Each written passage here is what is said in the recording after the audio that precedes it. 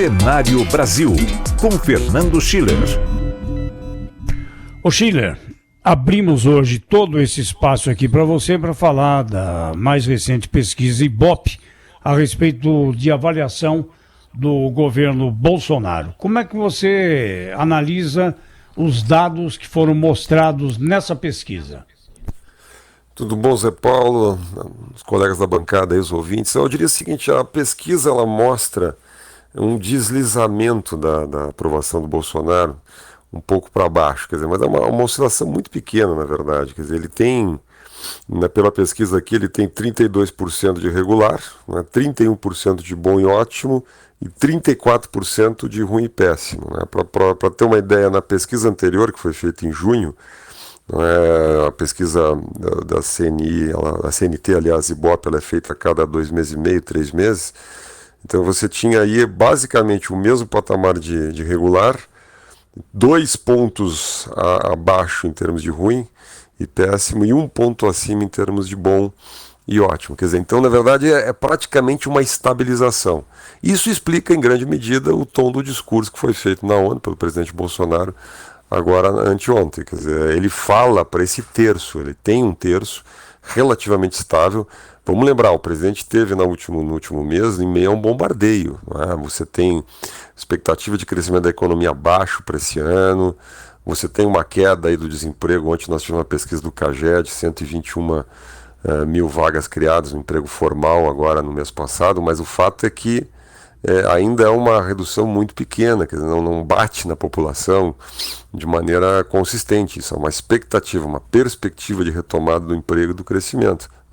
Então, quer dizer, e nós tivemos todo o problema da Amazônia, nós tivemos todo esse desgaste internacional, mesmo em meio a essa tempestade, digamos, dos últimos 30, 40 dias, o presidente conseguiu manter o seu terço lá. Quer dizer, é um eleitorado fiel. As maiores quedas onde é que aconteceram? Aconteceram no sul, é interessante isso, perceber no sul do país, foi de 52% para 36%, mas é como o país é regionalizado, Se pegar centro-oeste e norte do país, centro-oeste houve um crescimento da popularidade do presidente Bolsonaro. E no nordeste continua sendo muito frágil, ele tem ali 20% apenas de bom e ótimo, 47% de ruim e péssimo. Então o Brasil está muito regionalizado. Tem alguns dados interessantes para a gente pegar na pesquisa. Quando a gente entra um pouco mais na pesquisa, vou testar aqui com vocês, tá? Vou fazer uma pergunta para a bancada aí. O que vocês acham que é melhor no governo Bolsonaro? A taxa de juros, a política de juros do governo, da Selic, ou educação e meio ambiente? A economia, certamente. Pois é, a população acha o contrário, A política de taxa de juros é a segunda pior avaliada, 31% apenas de apoio, a educação tem 44% de apoio, então tem 13% mais. Isso é interessante falar, porque é o seguinte, as pessoas têm muito pouca informação sobre o que acontece de fato na política e no governo. Quer dizer, a pesquisa Ibope, ela mede uma percepção, um clima, é muito geral. Nós temos a menor taxa de juros da série histórica, 5,5%, devemos terminar o ano com 5% ou abaixo disso. As pessoas acham que a política de educação, cá entre nós, difícil elogiar a política de educação do governo, é a segunda melhor avaliada, segundo item melhor avaliado do governo. Se a gente pega por notícias que saíram nos últimos 30 dias, por exemplo, que as pessoas chamam atenção, menos de 10% das notícias que as pessoas se lembram é da área econômica. Mais de 90%, ou as pessoas não têm informação, não se lembram de absolutamente nada, quase 50%, não consegue se lembrar de alguma notícia relativa ao governo, ou são temas Amazônia, filho do presidente, a cirurgia do presidente, a doença do presidente, enfim, são temas muito fora, digamos assim, da temática econômica.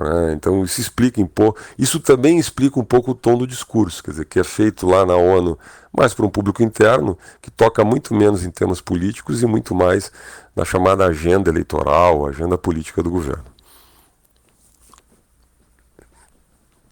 Bom, Schiller, você acha que isso repercute no presidente da República? Ele leva em consideração essas pesquisas ou dá de ombros, hein?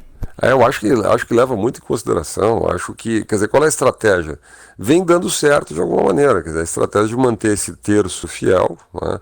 Se nós tivermos, quer dizer, ontem mesmo eu conversava com muita gente que faz análise econômica, quer dizer, o Brasil está numa posição muito, digamos assim, não digo confortável, mas de estabilização econômica que permite uma perspectiva de crescimento. Quer dizer, o governo fala em 2,17 para o ano que vem. Não é?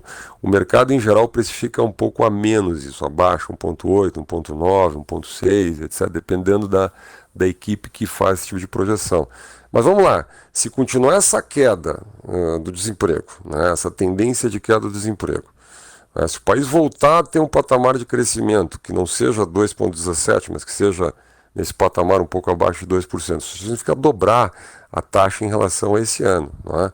Quer dizer, nós estamos no meio de um ajuste estrutural das contas públicas. Não é? Nós estamos no meio de uma recessão, nós vamos investir pelo projeto de lei orçamentária, 19 bilhões no ano que vem. Isso é nada.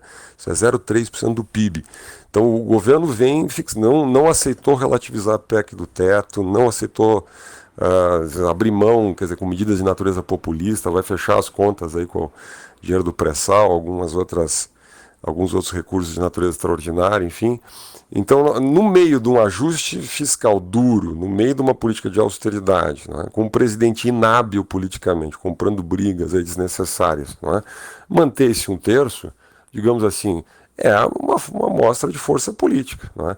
E é uma ideia de que, se de fato os números da economia começarem a melhorar, como tudo leva a crer que vai acontecer, não é? Com a aprovação da reforma da Previdência em definitivo, enfim, avanço de algumas outras reformas, o programa de privatizações começar a embalar finalmente, sair do papel e tal, o fato é que a perspectiva política para o governo é razoável dentro desse olhar político que a pesquisa demonstra. Então eu acho que o governo presta atenção sim, né, e é isso que justifica em grande medida a manutenção desse estilo duro, né, polarizador do presidente Bolsonaro. Muito bem, Schiller. Então voltamos a conversar aí para a semana, hein? Grande abraço.